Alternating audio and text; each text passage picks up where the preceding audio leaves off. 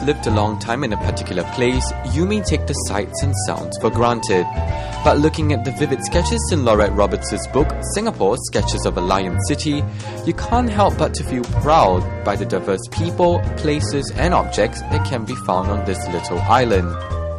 Like this page dedicated to beautiful windows, or this nostalgic image of various stairwells tucked behind shop houses. Lorette's book has an uncanny way of making you see these everyday objects in a brand new light, as if you were seeing them for the first time. The 64-year-old English artist, who spent more than half a year in Singapore with her husband since last year, accompanies all her sketches with little notes, telling you something about the object or place that even you, a Singaporean, may not know. For instance, these very common passageways you find along shophouses was a design approved by Raffles. Or did you know that there was a time ball at Fort Canning Park that's raced each day at 12:55 PM and dropped at 1 PM precisely?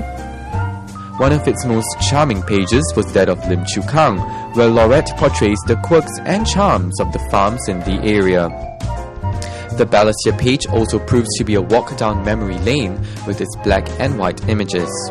For some Singaporeans, however, it may be the food spread that will have them drooling. In her book, Lorette devotes 2 pages solely to local delights like a traditional breakfast to the fiery laksa. We spoke to her recently at Raffles Hotel. What is your favourite Singaporean dish? Laksa. Really? So you can take the spiciness of it?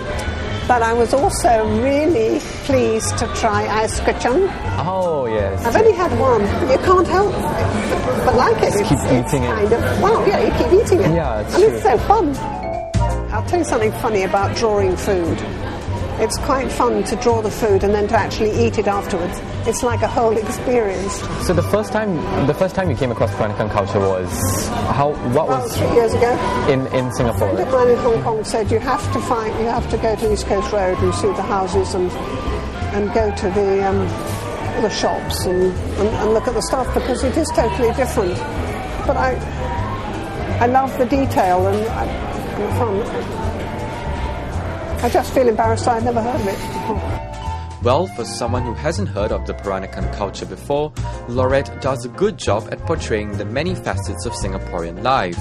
In the next clip, she tells RazorTV why Fort Canning Park is a microcosm of Singapore's past.